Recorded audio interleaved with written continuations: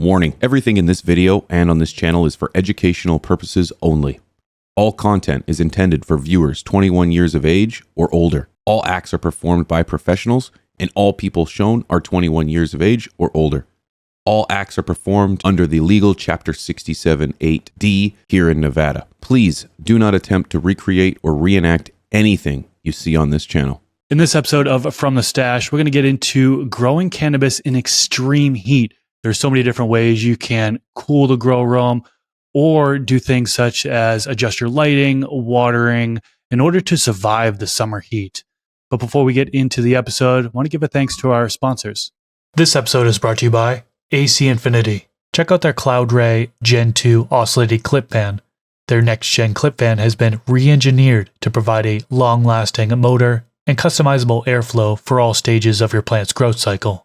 It features 10 speeds and 10 dynamic wind modes to simulate outdoor airflow and links with UIS controllers for Wi-Fi app control.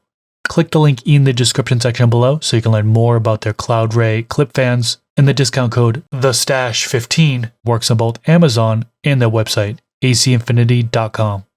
From the Stash Podcast, we are back again. It's your boy Rob, Mr. Grow and Pigeons 420.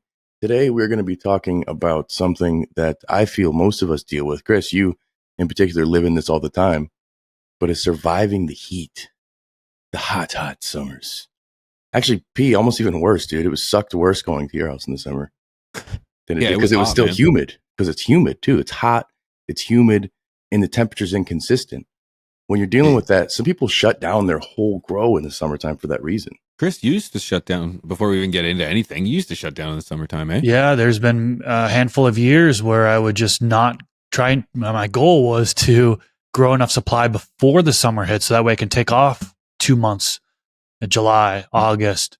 But where I live in the desert. I live in Las Vegas. It's 100 degrees plus June, July, August into September.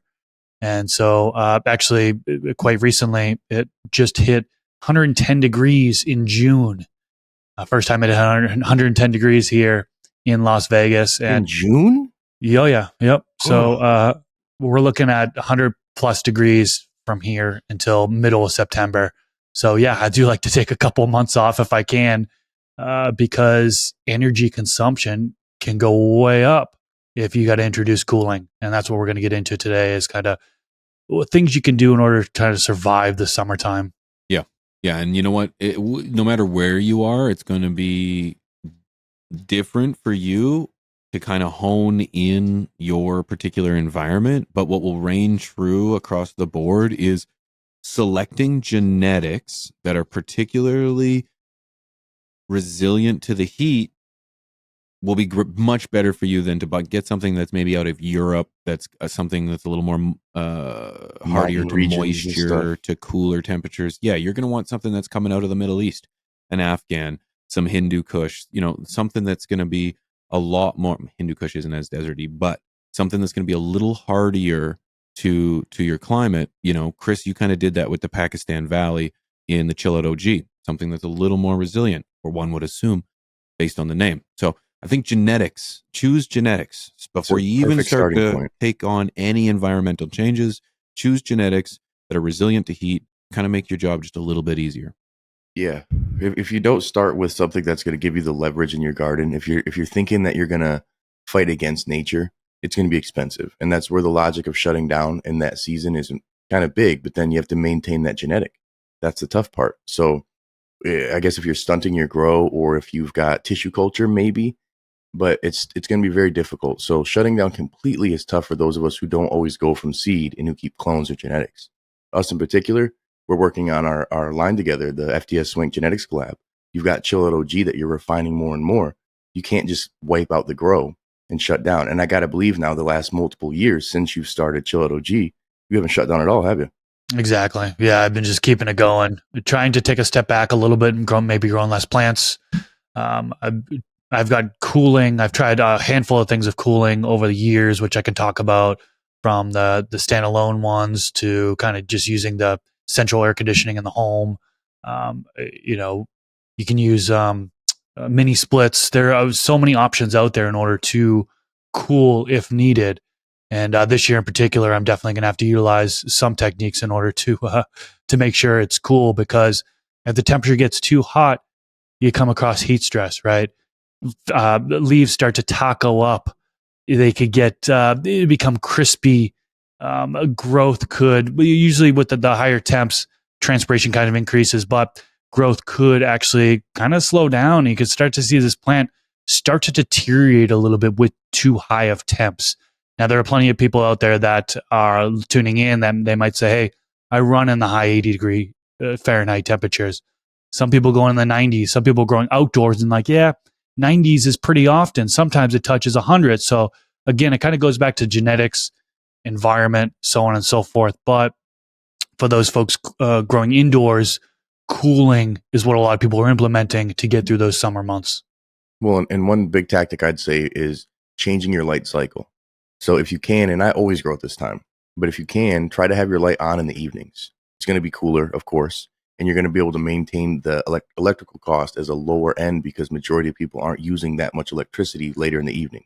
So switching up to that, my electric company years ago told me they saw where my grow essentially was on. They're like, yeah, you have an insane increase in kilowattage at this time for 12 hours. So what we recommend is you change it from 7 to 7, because that's our lowest utility amount and the lowest cost per kilowatt. And so I did that, and I noticed the temperature difference too. I mean, it'd be 90 degrees in the daytime, 60 at night. I can deal with that, and I'm also using less electricity. So at the same time, it's cheaper and it's more effective.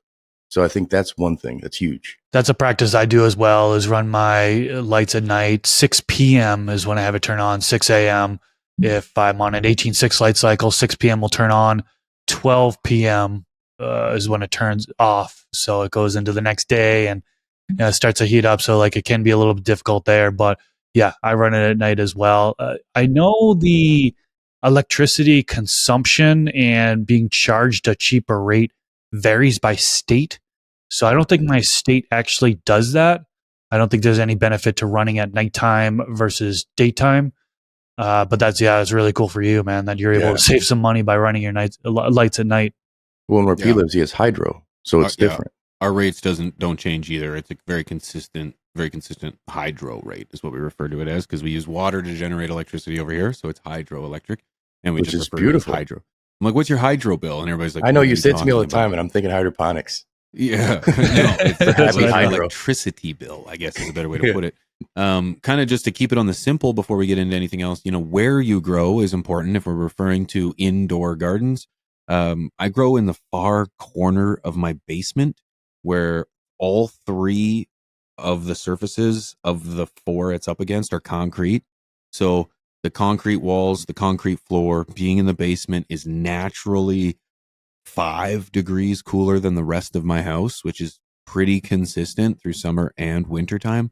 So where you grow in your house is going to have a huge impact. If you're in your attic, naturally heat rises. You're going to have a lot more heat to deal with. So if you have the option to choose, should you be in the attic or should you be in the basement? Common sense would lead me to believe that the basement might be the better option for you. 100%. I think that's also a factor for a lot of people. If you're living in a single story or, one bedroom apartment, maybe a little more difficult. But if you're in a house, the attic may be better in the winter, right? Because you want the heat potentially. We're not using HPSs anymore, and these LEDs don't give off that much heat. In the winter, it's the polar opposite. That's where the difference of having a grow tent, in my opinion, is really nice, because your lung room is what you got to dial in, of course. But worst case condition, you can dial in your tent. If you need to have the components pushing in there, if you need to get the AC Infinity kit, dial that in tight and right, no problem. Whatever thing you got to do. I really feel that it's harder to do if you set up your base in one single location, because now in the winter, I need to heat my basement more because it's colder. In the summer, it's, opposite. So it's the trade-off. And a big thanks to VivoSun for sponsoring this episode. Check out their complete grow tent kits. I'm currently using their 4x4 Pro kit, which includes the 400-watt Aerolite Wing LED grow light, the AeroZesh T6 inline fan combo, Grow Hub controller, AeroWave E6 Gen 2 clip-on fan, and an accessory pack. They offer grow tent kits in a variety of sizes, and you can even build your own custom kit on their website. Visit vivosun.com, link in the description section below, and use discount code THESTASH. Talk about lighting. One of the things that come to mind right now is folks will dim down their lights a little bit, right? Bring their lights closer, dim them down so they're using less wattage, right? Less heat is being produced by that light. Another thing that some folks do is they'll take the driver, if possible, and they'll put it outside of their grow tent, right? So less heat generated kind of inside that grow tent. So a couple small things there that people do in the summertime. I know people do year round, but summertime in particular could be pretty helpful to do those things. Man, back in the day when we had ballasts, and I had a magnetic ballast for my high pressure sodium lamps. How old we are, brothers. And that, dude, the heat that came off of that was insane. I remember the room I had like 5 of them in. It was like a sauna. Yeah, I just recently actually took down my boneyard, is what I referred to it as, where all my ballasts that were screwed to the ceiling to take care of everything. But the reality is your driver on your light can get, I'm not going to say just as hot, but just as hot as the digital ballast used to. So be very careful and very wise, because a lot of these lights today, you can just take the driver off and put it on the top, and be mindful that you're not just setting it on top of the tent, because they do get warm and I wouldn't want to put it against that material. But keep that in mind. I'm glad you mentioned that, because that's old school and it still works in some sense, keeping the movement and the energy on the outside of the tent. Another thing I want to mention too is, if you're dealing with the increase of heat from the summer, I find, huge shout out to Mr. Grow It. Ever since he invented VPD, I can now increase, believe it or not, I can increase the humidity in my tent to kind of combat that higher temperature. So if you're familiar with, a lot of people are going to hate us for this. If you follow the Pulse VPD chart, or insert brand VPD chart here, you know that the hotter the tent or the hotter the temperature is, the increase in moisture, humidity you can add to kind of equal out that VPD. Keep in mind that mold takes place after, or has a higher propensity to take place after 70% moisture. So once you hit that 70% moisture level, you better have solid air circulation, still be in veg, because you might be battling mold. But shout out Chris, because VPD's a major proponent and can work in your favor if you're starting to combat heat. We're gonna make a shirt that says Chris made VPD. It'll be from the stash. It's funny because I feel like, again, it's the Caterpillar thing. It's more like you modernized it amongst our homegrown community. People don't even want to talk about it, and dew point is now a thing people are looking at too. By the end of this, let's talk about harvesting in the summer, because that's where I'm at right now, and I'm doing things a little different.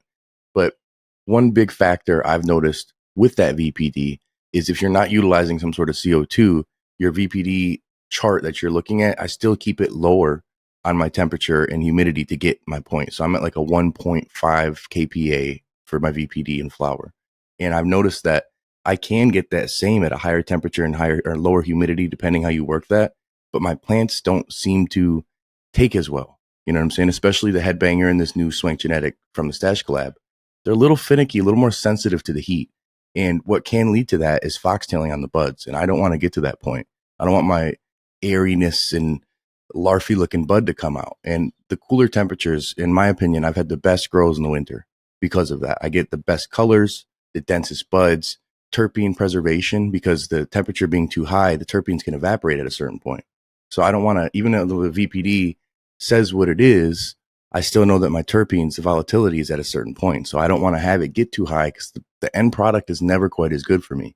So while VPD is a big factor, still that lower temperature does better if you can get to that point. No, 100%. Yeah. I mean, if you grow something in the winter, it could be top shelf, and then you grow out in the summertime and it could turn into mids because of, the terpenes volatilizing away and the foxtailing happening. So you could really destroy your end quality when it comes to the flavor, potentially potency, and the bag appeal. If you're not keeping those temps cool. And that's where, like, the genetics, knowing what genetics you're going to be growing, something that is more heat resistant, you don't have to worry about that as much. I feel a lot of people, they're getting what's hype, and what's hype is sometimes harder to grow. So some of these genetics don't do as well. They're literally indoor only genetics. Some of these genetics that are grown outside in, the hot Humboldt temperatures, they can withstand these summers more, it seems. It just is really tough when you try to put a circle into a square, or vice versa in these cases. I think a lot of people, they're shooting themselves in the foot by trying to do all of these things, and then they're spending so much more money. This is the argument of, like, is it worth growing? you're spending so much more money that you may as well just shut down in the summer if you're doing all of these things, because you're going to have to buy more equipment, you run more electricity, spend more time in the garden. Everything takes a little bit more effort. And these are for the real hardcores who want to do this. I smoke enough, I have to.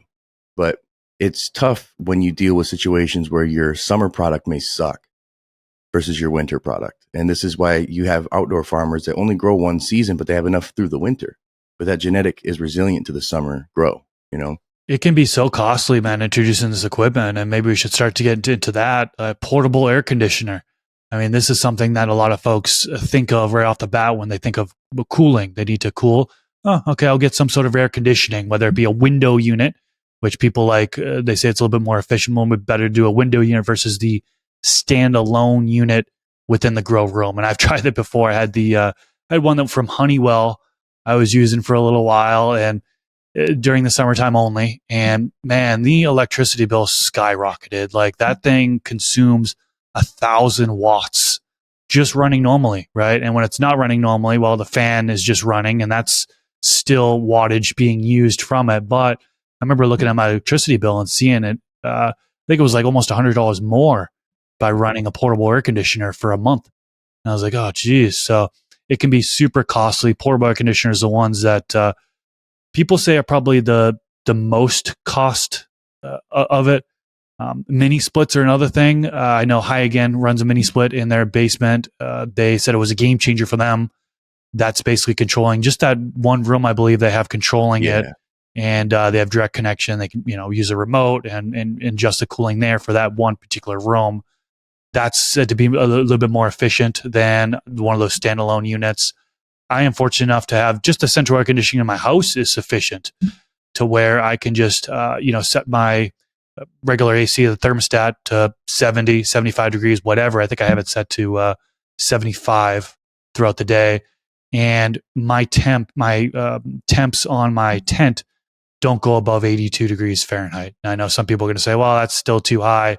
I liked between 80 and 82 degrees Fahrenheit in veg. When I get towards the end of flowering, that's when I'll try to drop into the high 70s. But for the most part, I'm able to get away with the low 80s in veg. Up to 82 is what I like to run. And my central air conditioning works well for that. My old home, it didn't work as well for that. I would still struggle. And so I had to introduce some sort of cooling or just shut down entirely for the summer. Yeah, and that's the tough part too, is if your house isn't optimized for that. Same in my old place too, is it I don't know if it was the insulation in that particular room wasn't as good or too good, but damn it, was it always so hot in that room, even just in any part of the day. Even when I had my office space, I had the V-Grow behind me, I had no problems. But where I had my plants, I could put the same V-Grow in there and I struggled. It's just that lung room. If you can't optimize that as much, you need that standalone equipment. And then again, your cost per gram increases. That's where that factoring, is it worth it? For me, again, yes, always. No, obvious. But for you, the listener, the viewer, maybe you need to double down, grow more plants, really crank that yield out right before summer gets here, because temperature is one factor. Humidity is another factor. And that's one thing I'm battling like crazy right now in Michigan. P's got the opposite. He just pulled his humidifier out. I've got on a regular basis 80% humidity in my basement. I'm emptying so much water from the dehumidifier because I don't have an area to drain it properly in my basement, which is crazy. But it's like probably 10 gallons a day out of the air in my basement, which is just wild to me. Like, where the fuck did all this water come from? Just here. And so my veg tent, great, no problem. But flowering, I've got too many plants in there, and that plant transpiration, they're sweating. I've literally gone in, and I saw in your stream before, P, on twitch.tv/pigeons420. You wipe the walls down, but like literally wipe the walls. They're dripping. It looked like it was sweating in my tent. Have you guys ever dealt with that? I know you have, P, but Chris, never probably. No, It's really dry where I live, man. Yeah. It's like 30% relative humidity here. So that's mostly what I'm pulling in. And I usually put a humidifier in my grow room and try to regulate that so the air coming into the grow tent is of the proper RH. Wintertime, it gets even worse. It's like 18%.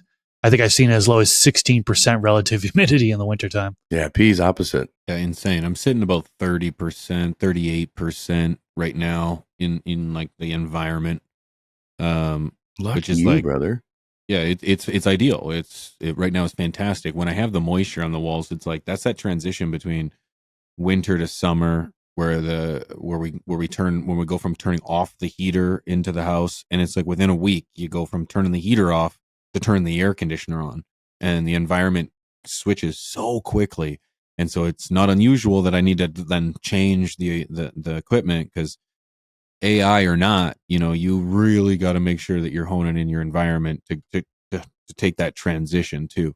Um, the thing is like, I'm not about spending money, man, at all. And like, when it comes to adding an air conditioner, shout out NV Closet Med Grower. I know we've referred to this tactic in this video many, many times in the past, but he has a DIY air cooler, air chiller that he makes, where he just makes a tote, fills it full of ice. It's obviously a repetitive process, but he's able to decrease the temperature in his tent by, I think it's like 3 to 5 degrees, which is huge. And that could be the difference between being unusable and tolerable.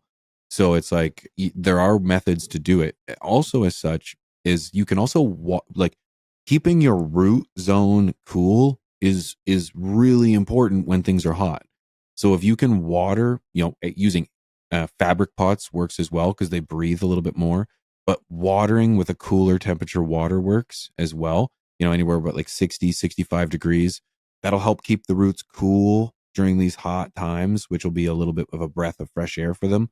So between watering at the right times, watering deep, if you're indoors, outdoors, watering deep, and maintaining I forgot where I was going with that, but Well, maintaining your point dryback in that point. My drybacks are nowhere near what they are in the winter. I can count it. I'm like, all right, 2 days, I'm at like a 30%. Perfect. Needed water.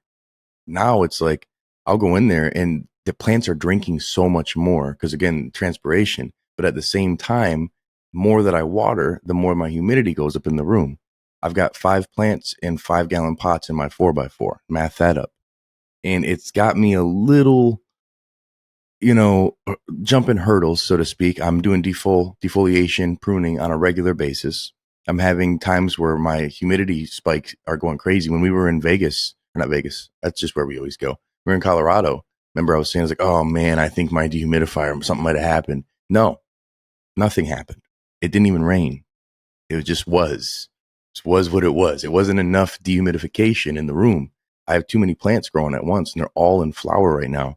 So in summertime, having so many plants, not doing that proper training, and watering a little too frequently potentially, or too heavy of amounts, can lead to that heavy swing in that humidity. And depending on when you're in flower, this could be detrimental to the end product. So for me, it's this balance of trying to refine it. Auto watering has been my best friend.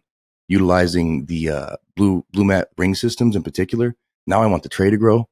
I'm just copying everything Chris does. I keep seeing him like, oh, I get FOMO every time I watch your damn video. I'm like, what's that? Who? And then Happy Hydro posts something of it. I'm like, oh, FOMO. I just set up this thing like 6 months ago from your last video, and now damn influencers. And so it makes you can dial in your process more. So it is calculated, and I'm not overwatering, and I'm not getting to the point where my humidity is too high, because I'm getting a calculated irrigation method going. In the summer, that's more important than ever, I feel. It helps prevent the stress in the plant, right? It being watered as it should. If you have too much of drybacks and too high of heat, your plants are going to struggle. You're going to see it within the plant. And I'm on auto watering as well. That has been a game changer for me, man. It not only just less labor, me, having to go in there and hand water everything, but being able to, the plants transpire and it increases the humidity in the grow space. So it's been helpful there as well. I sent P last night a link from his sponsor on his channel, Spider Farmer, Just Gonna Go Pigeons 420. They have a new auto watering system that I think will be the easiest way to turn this man into an auto waterer. And I'm telling you, brother, the difference of the plant growth, the difference of the calculated watering, the high frequency fertigation methods, all this cool big buzzword stuff, it matters the most in the summertime. It's so amazing. I don't have to pivot as much. You know what I'm saying? In terms of how I water and how I feed, that's not even a conversation for me. It's not even on my list. Then I guess we'll just have to fight about it. We're gonna. I'm not wearing my glasses. I won't be able Can't to see see you shit good. either, dude. We're just We're both both swinging for the fences. Chris, like, he's over there. Oh, man. But you have to pivot in the summer so much that for me, watering is something that I don't want to have to pivot with. And if I'm busy and then I'm like, shit, again, going to Germany for myself, I have to, or had to, depending on when you're watching this, water heavily. But when I'm doing that, I'm having that heavy swing of my humidity. So the better way to deal with that is the auto watering. I've got those AC Infinity self-watering fabric pot bases. That's a fucking mouthful. I call them AC Infinity butt chuggers. Those I can last 4 days, 5 days while I'm gone. However, when you fill reservoirs with water and put them in your tent, well, moisture can go up and humidity goes up. So as I'm doing that, my humidity for that first day is up so much higher, dude. And I have to dehumidify so much more. And my electricity is working so much more. All these things become a factor. So if I don't have the drip irrigation, it's a little tougher for me in the summer. You know what I'm saying? I could use those bases in the winter a lot easier than the summer. So how you go about watering needs to be a big factor, and how you go about feeding even too. Plants may be a little bit more stressed out, may need a little more or a little less, depending on what they're dealing with. If you're not adding CO2 into your room, especially. Yep, I concur. I just like to say that when we Good. pause for a half. Noise. One thing too, we kind of loosely mentioned it in regards to the air conditioning is like airflow. In just general. It doesn't, cool air is definitely nice, but our tents have the flaps. So I'm just trying to save money here, as while trying to come up with ideas to grow in extreme heat. It wouldn't be absurd to think that for a couple weeks of the year you had to grow with the tent open, the door or the flaps open, so that it could just breathe a little Especially more for humidity. Yeah. just to kind of get the air out of there a little bit more. Work on that airflow, increase the speeds on your inlines, increase the leaf fluttering inside the tent, move that air around. And one way to do that is to make sure that you've trained the plants well enough, or at least trimmed and defold, so you don't have this like this heavy foliage, or the big bush Yeah. that can't move air around. So it's like, take off that bottom third of the plant, get the air flowing so that it can move the canopy air in and underneath the canopy, and things can be a little more symbiotic. So airflow is huge. Yeah, having canopy management in the summer, anytime is important, but in the summer is huge because underneath the canopy, it's getting no light and the temperature is still going to be really high in your room. You've got dead air, dead spots, so to speak, that become an issue. So whatever you think your VPD is, or your measurements where the sensor is, aren't going to be the same as your dead spots. They just won't be. So having it cleaned up under those areas will really help prevent issues of bud rot, powdery mildew, especially in the summer. That's a big one for a lot of people, is powdery mildew. And when you're pulling in air from outside, I don't know about you guys, I stop pulling out air from outside and I pull it from my lung room, and I'm just exchanging back and forth like that because I get a lot of natural powdery mildew in my backyard in the woods.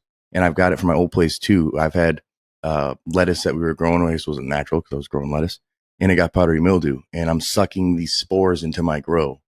So I stopped doing that. In the summer, people are growing potentially bud outside, and you could potentially, again, depending where you live, if there's a lot of outdoor growers, get pollen in your grow. So while you can get filters, it's that temperature, it's the humidity, it's all these things you're bringing from outside. So I'll move the air outside now at that point. So I'm sucking it in, no diddy, from the lung room, and I'm blowing it out to outside. That way the air exchange is still going, but I'm changing it from winter. I'm bringing that cold air, which is really nice. I'm cooling everything down and I'm making it really good in there. It's the polar opposite now. Do you guys do the same thing? You change it? Same thing as you. Yeah, I never pull air from the outside. I do exactly what you do, which is pull it from the lung room and then push it out of the room. I know it's a little elementary thing that a lot of people do, but definitely worth mentioning. I know we have a lot of beginner growers here, but exhausting that hot air from your grow tent outside of the room entirely. Like, don't put it into your lung room. Yeah. Because if you're just refiltering that in there, it can be difficult to cool, and your air conditioner might kick on more, for example, higher energy expense. So getting that hot air out of the room entirely, whether it be out a window. I've dumped it up into my attic in my past house. Although one thing I want to mention real quick, if you're doing it into the attic, is hopefully you're in a dry environment. Like I mentioned, I live in a very dry environment. So when I'm pushing up, 60%, 70% relative humidity up in there, as long as there's ventilation up in the attic, there's no stagnant air. You won't have mold. But some people have actually they've been pumping air up into the attic. It's been stagnant.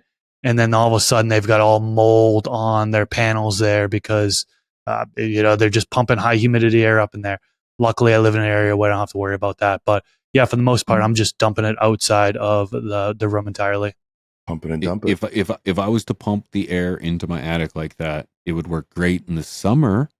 But the moment it turned to wintertime, it would condensate, it would leak. There would be so much moisture because I'm pumping up warm air into a very cold environment, and it would do exactly that. So yeah, be very careful with that. It'll work great. Just understand your environments and which way it goes. And it's like, as we kind of like discussing, it's like the more automation you can go, the better, because it's like the less you're going to regulate, right? It's like, some of our favorite grow companies have smart controllers that have the ability to set limits. Everybody has a smart controller. If right? you don't have a smart controller, get out of the high industry. and low. That the reality is like if you're buying an inline these days, it probably comes with one.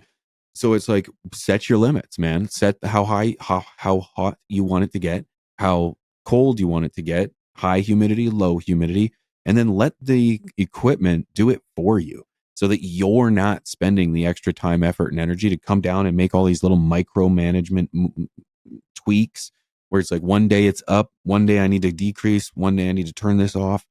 You've got heaters, humidifiers, fans, inlines, lights, all talking to each other now. Have them working for you. Set the lows, the highs, and then let the automation take on over, man. That should be a shirt or something. But that's huge, man. Proper sensors, it could be 5 years ago. It was like, AC, that's what whatever. I mean. 5 years ago, it was pulse. That was it. That was you like were the able only to like thing. monitor it. You couldn't even really, talk to anything else. But it's like now it's like, holy, everything is automated. Dude, it's all on your phone. Grower. It's crazy. It's all on your phone. When this podcast started, that wasn't possible. No, we literally made episodes talking about how cool it would be if things did XYZ, and they're real now. Grosstradamus, they call us. Grosstradamus, I heard it. With automation, it's a great point too, because watering was only one aspect of it. But changing the parameters throughout the day so it knows to change, how intense the air is going or not going, that's huge because we're wasting electricity. If I keep it the same all day, all night, and the only thing that changes is my light shuts off from a digital, or not even a digital timer, from a traditional little click-in timer. Yeah, cool. It's cheap. It's cost effective. However, you have to be doing all that manual labor. Make sure you have an alarm on your phone. Go downstairs, change the parameters because you need to turn it up more at night or turn it down lower. These things of that shift in the winter isn't going to be as big of the swings. In the summer, you can have dramatic temperature and dramatic humidity swings overnight. One day of rain and you get 90% humidity, especially here in Michigan and Canada. We've had these storms that'll last for a damn week. And all of a sudden it's like, man, of course, right now of all times when I'm late in flower, we have the highest humidity we can have. And all of your gear is working triple time and everything feels wet. At that point, if you don't have automation, you better be on top of it. You better not have a regular job or kids or anything else to do. You won't have a life. You will not have a life. That's again, it's the argument. And I'm not saying to quit growing in the summer, but this is these things that you have to take in consideration of. Potentially hour-long podcast episode of shit you'll have to do. It's the same argument, whether you're telling somebody, maybe it's not the best time to grow in the summer. It's like, I would be looking at somebody and saying, it might not be your best interest to grow in the winter. You're spending the same amount of money in the wintertime to heat it as you're spending in the summertime to cool it. So it's just pick the time that works best for you and that is optimized for you. Growing during the day, growing at night, growing in the winter, growing in the fall. Find the time that works for you that's going to be the most beneficial, and that's understanding where you're at, what your space is. Well, and doing all automated everything and having it tight and automated, you don't have to worry quite as much. It's just, again, you're willing to spend more on your electricity bill or use more of the equipment. But at that point, if it's all dialed in, it's going to maintain what it is all the way throughout the season. You know what I'm saying? It's just, again, this is where it's more equipment expenses, which you can save with discount code the Stash 15 or the Stash. I think a lot of people will overdo it though, and they'll get too much shit. And some of these things actually will increase your temperature. More electricity, more electronics. Some of these things do operate at a higher temperature, and then your lung room now is going to be warmer. Or if you're growing in an open space, whatever, the room outside of there is a lot hotter. You've got 5 different pieces of electricity that may shut off your power at some point if you don't have your electricity dialed in properly in terms of your outlets. And it just makes it less effective and less efficient to grow. I think if you do get equipment and you do get that, you're better off to buy once, cry once, and get something that's efficient and quality versus some cheap shit that's going to use more on your wattage. It's worth it to spend money. Well, it can be worth it to spend more money up front, for the long term. One other option I want to mention here is it has to do with HVAC, right? And there's going to be some people that hear me say this and they're going to be like, what? You didn't know that, Chris? Okay. Anyways, if you have a central air conditioning in your home, I don't know how much you guys know about this. Have you heard of a damper? You guys know what a damper is? No. Basically, this was newly introduced to me. I'm not HVAC certified. I don't have the knowledge, but this might be something for those folks that are going to be in a specific room long term. What you can do is you can add a damper to your central air conditioning and actually add in a thermostat directly into your grow room. And it'll continue to use off your normal central air conditioning, but it's only going to basically a damper is it's a kind of a flap that's going to regulate the airflow to the different parts, right? So the damper will turn off when the airflow is not going to go to that area. It will turn back on when it goes to that area, right? So that's something I'm actually looking to do right now is potentially adding in a damper and then adding in a thermostat into my grow room. So that way I can regulate my grow room and it's only my grow room that's regulated, but it's still tapping into my central AC in my home that is already existing. So I figured I'd mention that one. That's something that I didn't even know was a thing, so I thought that was pretty cool. I never hear anybody talking about it either. Never even heard it. Yeah. So, if you guys are, again, long-term in the same grow room, want to add a thermostat to just that one room, it could be a possibility if you add a damper. That's a great point, dude. And the thing is for the homeowners out there, like those are investments into like your grow space. This is your lab. This is your operation. That's probably better than the standalone equipment. You know what I'm saying? Just in terms of efficacy.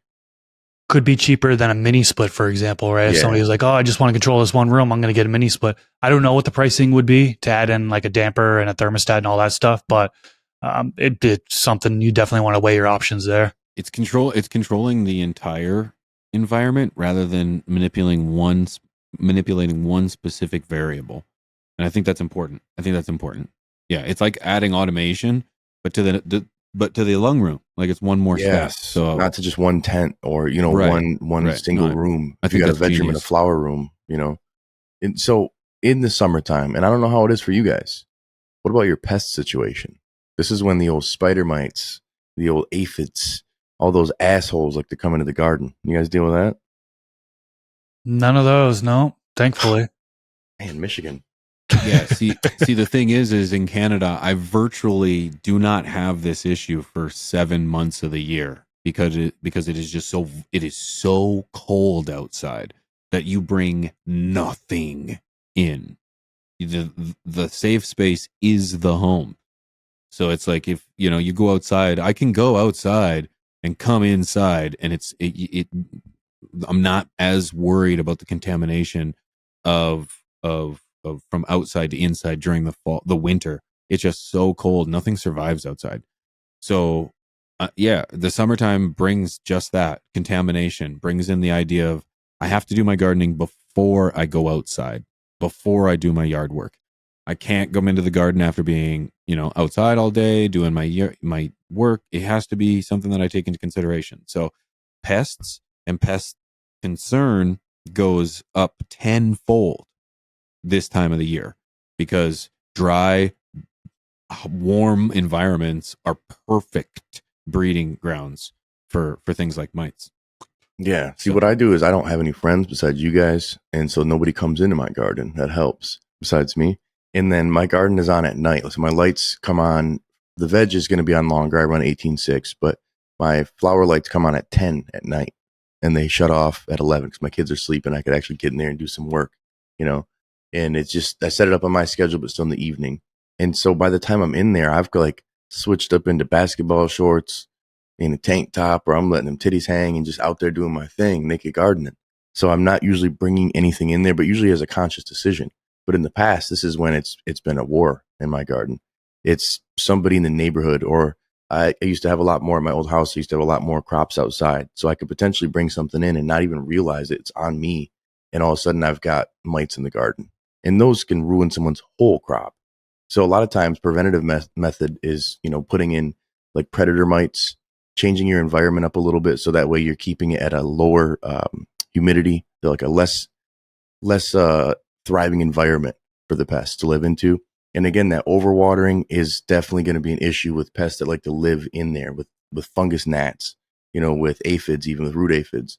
If you set up that environment, which is just easier to do in the summertime for these to thrive, they're already living outside. They're so much more apt to come in the house. So it's definitely preventative time.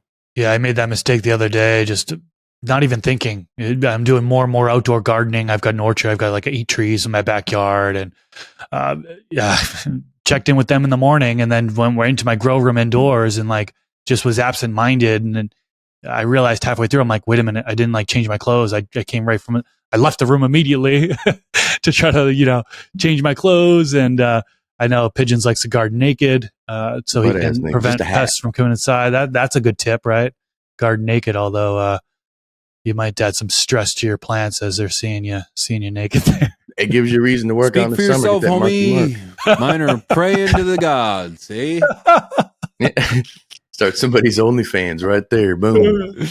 I guess naked gardening every week live. Yeah, you know what? Hey, you know what? You got to do what you got to do to feed the fam. But one thing I want to know. Oh, go ahead, Chris. I was going to say, there's a girl that does like bikini gardening on YouTube. You have to search her up. I think she gets like hundreds of thousands, if not millions. Like, of views. I don't know her name. I've never heard of her, honey. One of my Rob Wikipedia. Rob was telling me about this on a Colorado trip. Like, I can both use speed. Like, that was Rob. Rob that does exist. That. Rob put that in my algorithm. Rob did that. Go ahead, P. No, I was just gonna say, dudes. What I want to know is down below. It's like if you have a hack or if you have a tip or a trick that you use during the summer to grow some fire herb while battling the heat. I want to hear about it because we talked about a few things, but I'm sure there's someone out there that's like NV Closet Med Grower that's got himself a tote filled with ice, blowing cold air into his tent. That's the stuff I want to hear about because that's going to save us money. And who knows, that product could be what leads to the next big thing brought to you by Insert Grow Company here. Because as we mentioned throughout this episode, when we started our podcast, a lot of the things we mentioned weren't even possible, dude. The fact that we could dial in all of these pieces of equipment today is not something that you could do yesteryear. So it's crazy to think how much things have changed in the shortest amount of time. I could see somebody doing a bucket. It's just a top, and then it already has a fan, like a little tube with a fan on it, and then you just put it on any of your little Home Depot or Lowe's buckets, and then you just fill it with ice, and then all that water now you can just use to fill your reservoir. Done. It's on. Boom. Patent pending. Write it down. Swamp cooler is another thing I'm sure people will mention in the comments. I know some people, if you use a swamp cooler, let us know in the comments. Not familiar with it. Yeah, I'm vaguely familiar with it. I don't really have the full knowledge of the workings and stuff, but I've heard of some people using it. We used to use it. I worked at Amazon for 8 years, and in their warehouse, they had a swamp cooler. They didn't have an air conditioner. They had a swamp cooler instead. So, yeah, that's an option for cooling. Oh, yeah. I think when you're doing things like this, though, do pay attention that humidity can raise when you're adding water into the air, cooling water, versus dry air. A lot of times you'll get from a air conditioner. So it just depends on what your goal is. Because, again, if you're where Chris is, not a big deal. If you're where I'm at, I'm not adding any more water into my air. I'm not even spraying my plants at all. There's no foliar spray right now just because my humidity has been stupid. I'm sitting at 80% daily. Like my lung room is dialed in good, but I'm trying to figure it out better in the 4x4 in particular. The 4x2s, no problem. Prop tent, no problem. I packed that 4x4, dude. It was a little too much. And you're a sea of green that you're doing right now, P. If you did it wall to wall, you maybe run into it more, but you did it right this time. Mm-hmm. I did not do it right this time. And you know what? And you kind of nutshelled the whole thing. It's like figure out your environment. It's going to try it, test it, and figure out what variable it is that you need to address and address it. That comes with experience. That comes with time and patience. Don't get frustrated. It comes with trial and error. That's Pigeons preach right there. I think it's a good way to wrap it up, fellas. you guys do have some more tips below, let us know for you home growers in the summertime. And if you shut down, let us know why. Shutter D. Shutter D. So, with that being said, it's your boy Rob, CLtv, Pigeon 420, aka Pigeons, and Mr. Grow It. We'll see you guys next time. Peace. Peace.